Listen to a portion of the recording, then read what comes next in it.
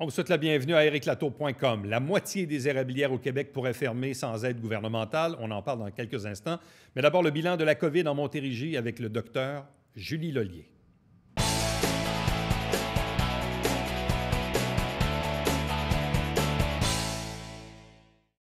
On est presque à la mi-décembre. Faisons état de la situation de la COVID en Montérégie.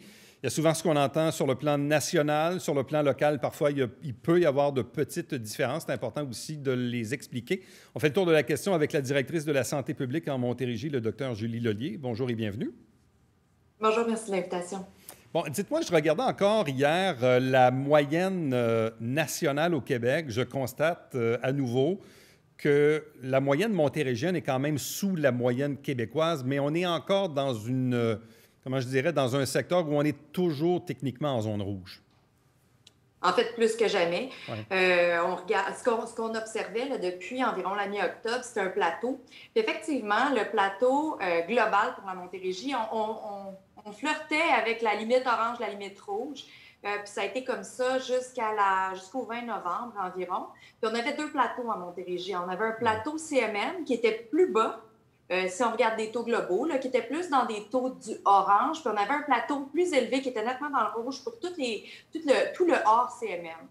Par contre, depuis le 20 novembre, il y a une hausse fulgurante dans le Grand Montréal, donc vraiment dans la CMM, si bien que ça a augmenté en flèche et on est maintenant clairement dans le rouge. Et même les taux CMM, donc Grand Montréal, ont dépassé les taux hors CMM qui se tenaient assez élevés dans le rouge depuis plusieurs semaines. Ouais. Donc, on voit que tout le monde a augmenté. Par contre, la moyenne montérégienne est quand même sous la moyenne nationale, mais ça reste quand même que c'est haut pareil.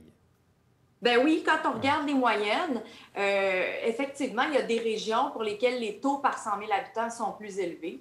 Il en demeure pas moins que les chiffres d'hier sont avec 286 nouveaux cas. On n'a jamais, mais jamais atteint ça en première vague.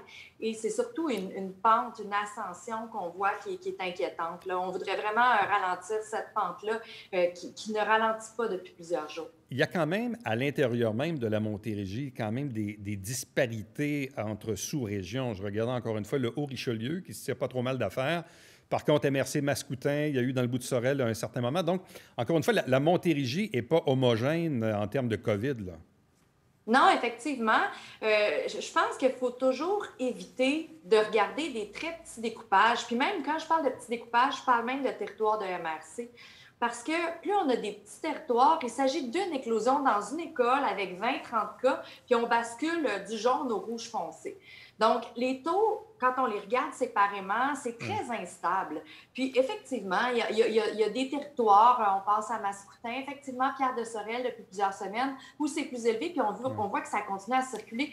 Mais quand je regarde là, la progression sur, mettons, 7-8 semaines, il y a des territoires de MRC qui sont passés par le rouge, qui sont descendus au jaune, qui sont montés au orange, qui sont montés dans le rouge. Donc, c'est instable. Je préfère vraiment le regarder d'une manière un peu plus globale pour avoir un peu plus de stabilité. Puis, je trouve que le portrait, justement, CMM, hors CMM est plus stable.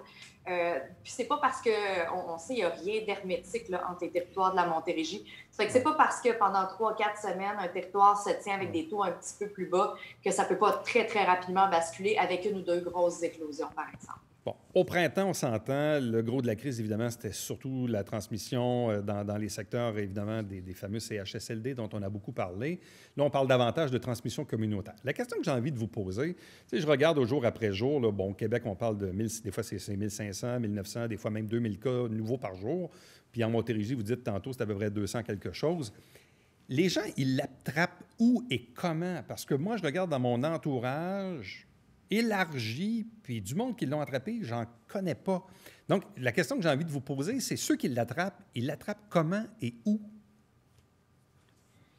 Ils l'attrapent partout en ce moment.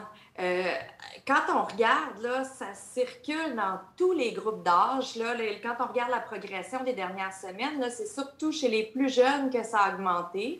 On essaye bien sûr de toujours identifier, mais c'est difficile de savoir où exactement chaque personne l'a attrapé. Ce qu'on sait, c'est que dans 6 cas sur 10, on n'est pas capable de le lier à une éclosion. Fait que dans 6 cas sur 10, on n'est pas capable de dire c'est parce qu'il y avait une éclosion à l'école ou parce qu'il y avait une éclosion dans un milieu de travail. Ça, c'est bien le reflet que ça circule un peu partout. Quand on regarde les éclosions, donc quand on a plusieurs cas, puis qu'on est capable de dire, bon, on va essayer de diminuer d'agir sur cette éclosion-là, c'est à peu près tiers dans des milieux de vie pour aînés. Donc ça peut être des résidents ou des travailleurs de la santé. Le tiers dans des milieux de travail. Donc, on voit qu'on a quand même beaucoup d'éclosions en milieu de travail, puis le tiers dans des écoles.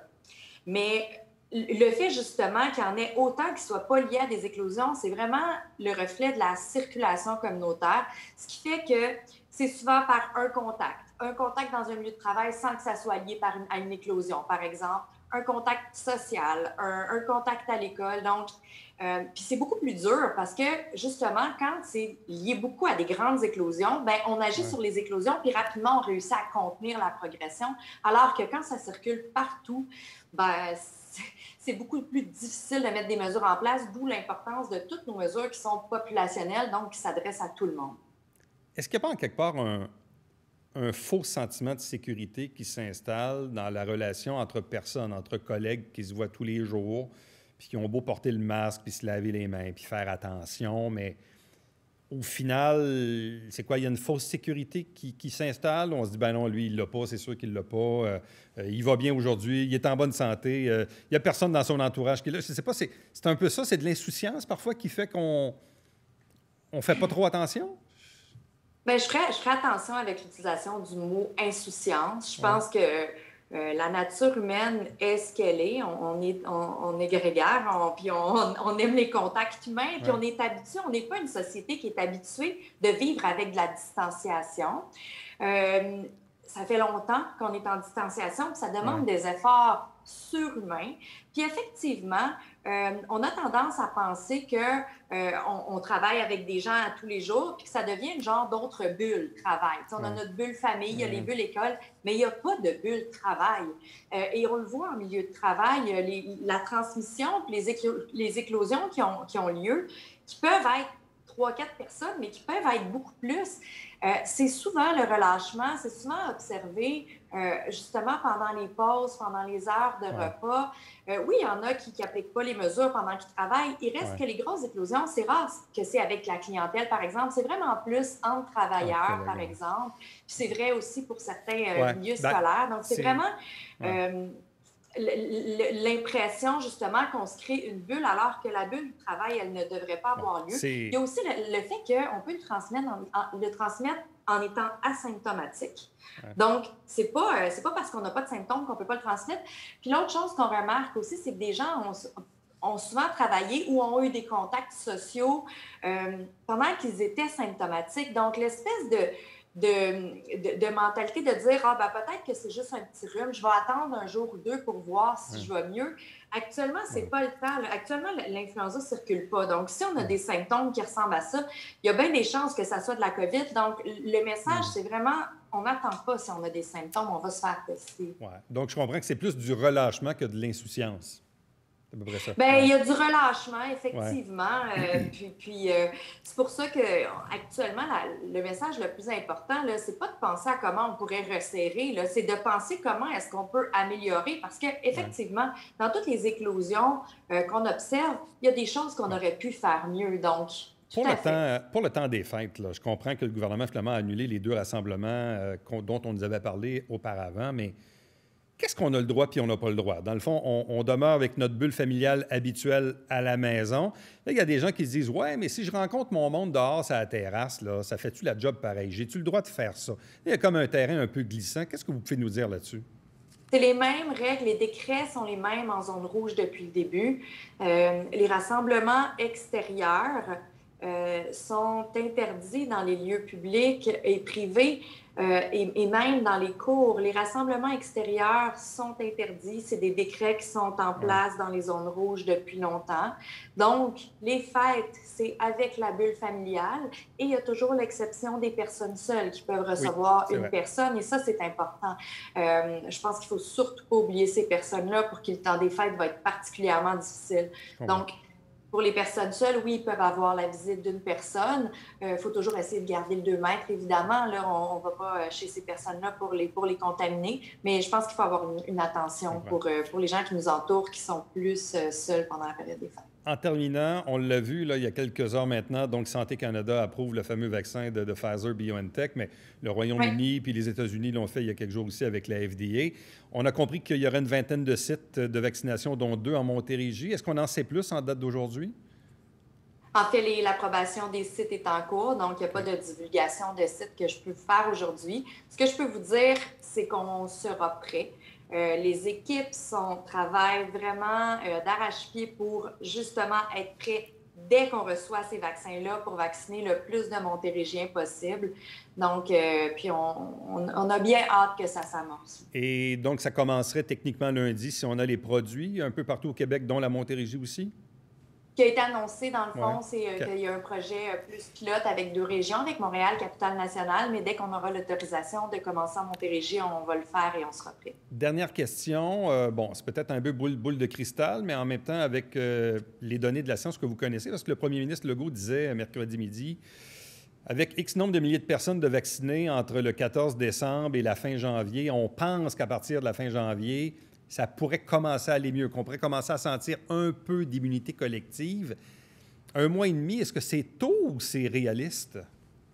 Je pense qu'il ne faut pas penser à de l'immunité collective pour la fin janvier. Immunité collective, on parle de ça quand on a une proportion suffisante de la population qui est vaccinée pour que ça arrête de circuler.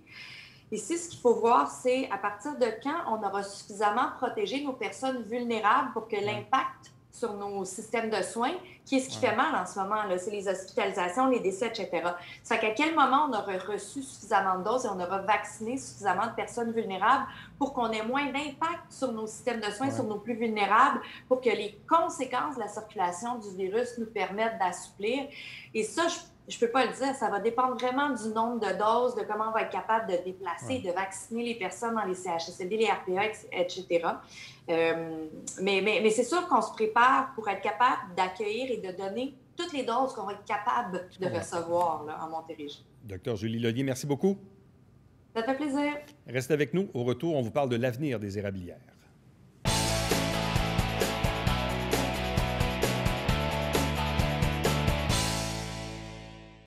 Mesdames et messieurs, bonjour et bienvenue à la Justice entre nous. Mon nom est Serge.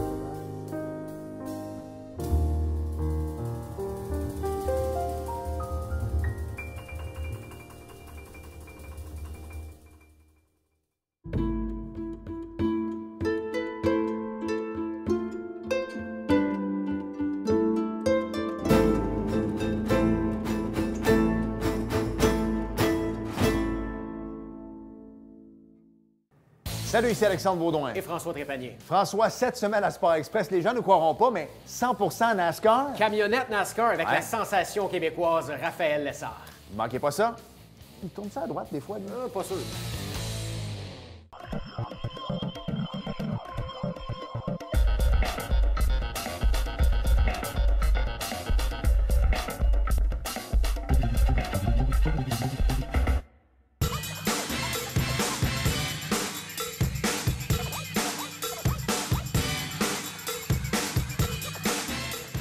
Dimanche, 9h30, Télé Bingo, on vous attend.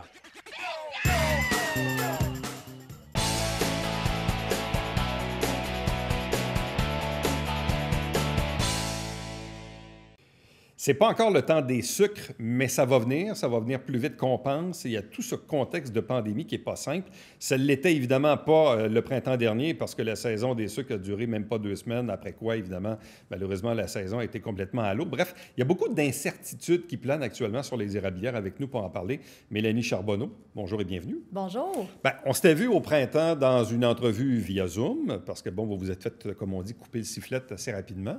Après ça, on s'est reparlé un peu début septembre pour voir un peu ça a été quoi le bilan des choses. Puis moi, ça m'avait frappé parce que quand on s'était vu, Mélanie, tu avais dit en entrevue, nous autres, le temps des sucres, ça se prépare des mois d'avance, là. Puis là, bien, on va-tu ouvrir, on va-tu pas ouvrir, on ne sait pas encore. Qu'est-ce qu'on prépare, qu'est-ce qu'on prépare pas. Sauf que là, plus le temps avance, et moins on voit la possibilité que vous allez pouvoir opérer comme en temps normal. Exact. C'est un peu ça. Oui, là, bien, en fait, toutes les questions qu'on se posait, on se les pose encore, mais là, il faut faire un choix. C'est comme un peu jouer au pile ou face. Est-ce qu'on prend la bonne décision de réinvestir ce qui nous reste ou des prêts qui nous ont octroyés pour refaire un inventaire, nos mets? Puis avec une autre solution de partir avec des mets pour emporter tout ça. Parce que, oui, moi, j'avais vraiment, vraiment des belles lunettes roses. Là. Je pensais vraiment qu'on allait rouvrir la saison 2021. En temps normal, à l'automne, vous faites quoi pour préparer la saison de février, mars, avril? Qu'est-ce que vous faites normalement entre septembre et décembre? Bien, en fait, on commence en octobre, puis on a déjà commencé. On a quand même fait des préparations. Oui, moi, à l'Érablière Charbonneau, on a fait notre ketchup, nos betteraves, parce que c'est des choses que l'on achète à coût moindre l'automne. Donc, je ne peux pas me permettre de canner mes betteraves en février. Je suis désolée, mais non, mon coût de revient, ça va être bien trop élevé. Donc, on a pris le risque. On a fait nos quantités. Nos quantités habituelles? Non. Non, on n'a pas fait les quantités habituelles. On a parlé, mon conjoint et moi, les employés aussi, disant, bon, OK, on se prépare à quoi? On est tous comme des aveugles, là, présentement. Là. C'est comme si on marchait avec un bandeau sur les yeux, mais on a donné des chiffres, on a dit, bon, on va y aller avec ça. Si on en manque, bien, tant mieux, on va en refaire. Sinon, bien, au moins, on aura moins de pertes que l'année passée. Sauf que, comme tu le disais tantôt, tu avais des lunettes roses dans la mesure où tu pensais, toi, qu'on serait capable d'avoir une saison quand même avec des gens assis à l'intérieur. Oui. Moi, je pensais ça jusqu'à tout récemment. Mais en parlant avec beaucoup d'érablières, pas juste celles de la Montérégie, là, toutes les érablières au Québec, on s'est fait un regroupement, puis on pense pas que le gouvernement va nous réouvrir au mois de mars prochain. Écoute, puis de toute façon, s'ils nous réouvrent, il y a beaucoup de gens qui ne seront pas prêts, deuxièmement. Bien, c'est ça l'affaire. Il y a beaucoup de cabanes à sucre qui n'auront pas passé au travers aussi. Je ne peux pas te parler de chiffres présentement, là, je ne peux pas. Mais écoutez, les cabanes à sucre, là, ils ont eu vraiment beaucoup de difficultés, puis ils vont continuer à en avoir. Il ne faut pas se mettre la tête dans le sang. C'est un peu la raison pour laquelle je voulais qu'on se parle aujourd'hui, parce qu'il y a une semaine ou deux, je parlais évidemment avec des personnes qui sont impliquées dans le milieu économique et politique, et on me disait, Éric, si les gouvernements n'aident pas les érablières, il y a un risque potentiel que la moitié des érablières au Québec ne passent pas au travers. Je te dirais plus que la moitié. OK. Donc, on est vraiment là-dedans. Donc, s'il n'y a pas d'aide gouvernementale, on pourrait se ramasser que plus de la moitié pourrait fermer, là. Je peux pas, comme je t'ai dit, je peux pas te donner de chiffres, là. Mais ça regarde pas bien. Ça regarde vraiment pas bien. Il faut dire que les cabanes à sucre commerciales, là, que les gens vont manger, qui achètent leur sirop à cet endroit-là, ils n'ont pas de quota. Parce que le domaine acéricole va très bien là, au Québec. Là. Le sirop d'érable, c'est fait là, en pandémie, puis c'est vendu beaucoup. Mais les cabanes à sucre qui reçoivent du tourisme, qui reçoivent et qui font des repas et qui vendent leurs produits d'érable et leur sirop d'érable à leur clientèle directe, c'est elles qui sont touchées. Donc, c'est 250 cabanes à sucre au Québec et c'est souvent des cabanes à sucre familiales, je vous dirais. Mais du 15 mars à aujourd'hui, là, ou principalement pour la saison que vous avez pas eu, là, à part une semaine ou deux, quelle forme d'aide gouvernementale avez-vous reçue pour cette portion-là? Comme toutes les autres entreprises, on a eu un 40 000 du gouvernement fédéral. Ça, c'est le prêt, ça, là. C'est un prêt. Donc on a un prêt de 40 000 avec un pardon de 10 000 comme Camille a appelé un pardon. Ensuite, on a eu... Moi, j'ai adhéré à... Ça s'appelait NextDev. C'est un prêt de 50 000 Ça, c'est géré par la MRC. Ouais. Moi, j'ai adhéré à ça, mais j'ai su qu'il y a beaucoup de gens qui n'ont pas adhéré à ça parce que, croyez-le pas, moi, avec pas de revenus présentement, j'ai commencé déjà à le rembourser. C'est-à-dire que je rembourse les intérêts de ce prêt-là. Parce que c'était seulement un 3 mois de congé, en fait. Mais au-delà des prêts, avez-vous eu des subventions? Rien. On n'a aucune subvention. Il n'y a aucune subvention. Oui, il y a beaucoup de programmes, mais tous les programmes, c'est des prêts. Donc, il y a le pacte touriste. Il a fallu plusieurs mois de négociations pour avoir accès à ça, parce qu'on n'était pas une entreprise qui avait accès à ce volet-là. Donc, le pacte touriste, c'est un prêt et tu as un pardon de tant de pourcentage, mais ça reste un prêt. Et avec beaucoup de paperasse à fournir. C'est ça aussi qui nous bloque sur beaucoup de demandes. Mais comme les restaurants en ce moment, là, le fameux 15 000 que tu peux te faire rembourser pour jusqu'à concurrence de 15 000 pour les frais fixes à chaque mois, ça, est-ce que vous pouvez avoir droit à ça ou pas? Oui, à partir du moment qu'on était en zone rouge. Donc, il y a des érablières qui n'étaient pas encore en zone rouge, qu'ils sont devenus. Donc, à partir du moment que l'on est en zone rouge, on peut avoir accès à ça. Moi, je suis en procédure pour avoir accès à ça. Mais on a tombé en Montérégie en zone rouge au début mi-octobre, je pense, en tout cas. Quelque chose comme ça. Fait que jusqu'à là, on n'avait pas accès à ça du tout parce qu'on était en zone orange, c'est ça. OK, mais si on est encore en zone rouge au printemps, là, à ce moment-là, vous auriez droit à ça? J'espère qu'on va avoir droit à ça. Mais c'est pas clair, c'est ça l'affaire. C'est ça. Il y a beaucoup de choses qui est zone grise. Mais là. en ce moment, est-ce que vous avez dit tantôt, on s'est comme un peu regroupé, là, les érablières. Ouais. Avez-vous des échanges ou des pourparlers avec le gouvernement pour exprimer ce point de vue-là? Parce que moi, je me mets dans la tête où les Québécois sont très, très attachés à leurs racines. Les érablières, ça fait partie de l'ADN des Québécois. Puis je comprends que 95 de l'économie roule, et tant mieux, mais visiblement, les restaurants et les gyms et le culturel ne fonctionnent pas. Puis on ne voit pas le jour où ça va recommencer. Mais j'ai de la misère à me mettre en tête que le gouvernement pourrait tolérer le fait que dans un an ou deux, on perdrait la moitié des érablières au Québec. Bien, jusqu'à l'instant, là, je vais vous dire que tous les efforts qu'on a faits, là, on est comme une balle de ping-pong. On a cogné au ministre de l'Agriculture. Le ministre de l'Agriculture a dit « Ah non, vous êtes plus touristique ». Le tourisme nous a renvoyés à l'économie. L'économie nous a dit « Non, vous n'êtes pas assez un gros secteur, vous êtes plus touriste ». Le tourisme nous a dit « Ah non, la PPAQ vous défend ». Non, il n'y a personne qui nous voulait au début. Là, pour l'instant, c'est le touriste qui nous a pris sous son aile. On a eu quelques échanges avec le touriste. Madame Caroline Proulx, même, je vais la saluer, elle a un cœur. Elle nous écoute, mais on n'a rien de concret pour l'instant. Et l'autre chose que je voulais rajouter aussi, c'est que le ministre de l'Économie, Fitzgibbon, là, depuis le 4 novembre dernier, a parlé avec la PPAQ. Là, et ils viennent juste de retourner une réponse. Et cette partie du gouvernement-là ne veut vraiment pas nous aider. Là. Tout ce qu'il veut faire, c'est nous faire un zoom. Et ils ont dit à la PPAQ, on va leur faire un zoom pour leur montrer comment ils peuvent aller chercher des prêts. Mais ça, vous le savez déjà. Là. Bien, on n'est pas illettrés, là. On est en affaires, là. Puis, fait que là, on a été vraiment, je vous dirais, insultés de ça. Fait que là, on travaille plus avec la ministre du Tourisme. Elle en a beaucoup quand même dans son dossier à aider. Donc, bien, on attend. Comme je te dirais, là, je ne peux pas vous dire rien pour l'instant, mais on attend. Mais c'est le seul ministère qui a été ouvert à nous aider. Érablière, formule take-out, ça a-tu de l'allure ou ça n'a pas d'allure? Bien là, je te dirais qu'on est en... Ça peut-tu se faire? Bien oui, ça se fait. C'est certain qu'il faut que les clients puis les gens comprennent que quand on va en cabane à sucre, là, il y a beaucoup de mets, il y a beaucoup de plats, c'est à volonté. Il y a une expérience aussi derrière ça. Donc, c'est certain qu'en take-out, ça ne sera pas tout à fait la même chose à la maison. Et il y a beaucoup de plats, il y a beaucoup de contenants. Donc, pour un restaurateur, là, c'est déjà un gros frais. Mais en cabane à sucre, c'est un très gros frais. Vraiment. OK. Si parfois, on devenait orange,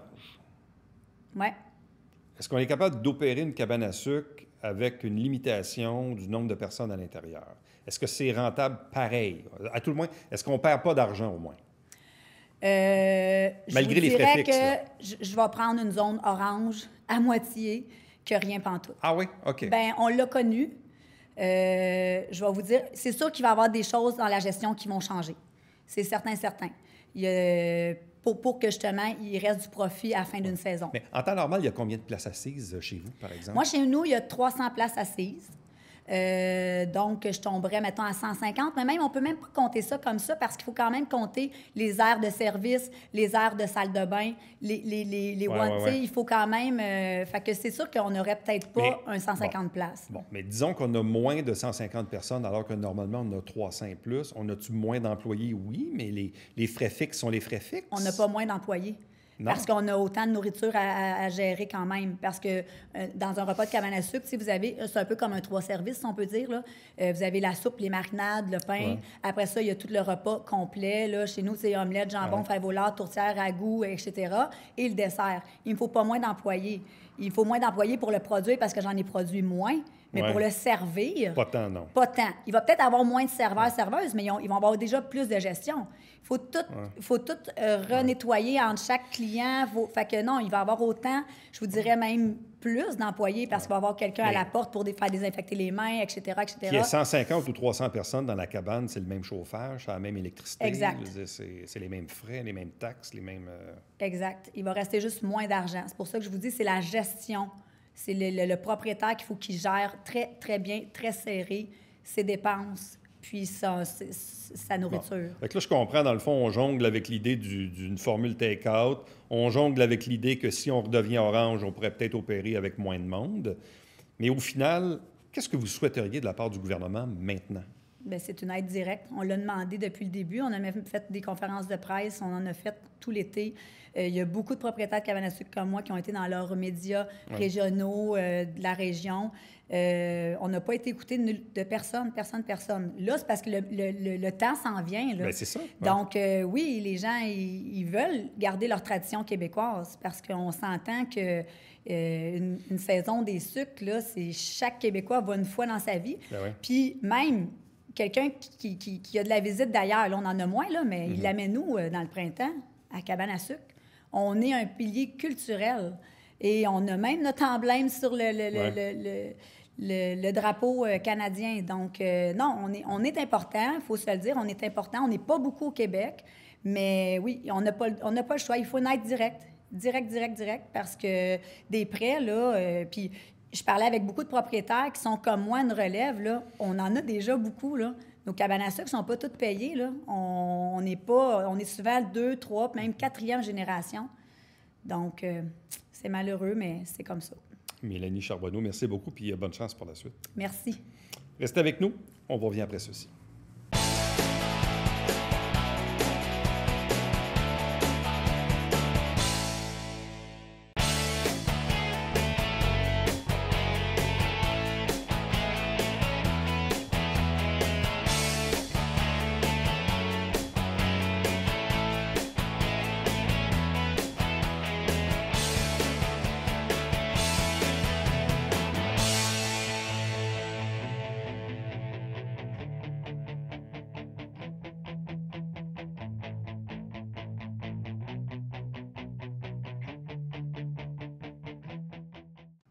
Si vous vous baladez dans la région du centre-ville de Saint-Jean-sur-Richelieu, vous avez peut-être remarqué que le pont, le nouveau pont Gouin, s'appelle encore Gouin pour le moment, il y a environ 345 lumières qui servent à faire une superbe illumination durant le temps des fêtes. Donc, c'est vraiment de toute beauté. Venez vous balader à l'extérieur. On a le droit. À demain. Bye-bye.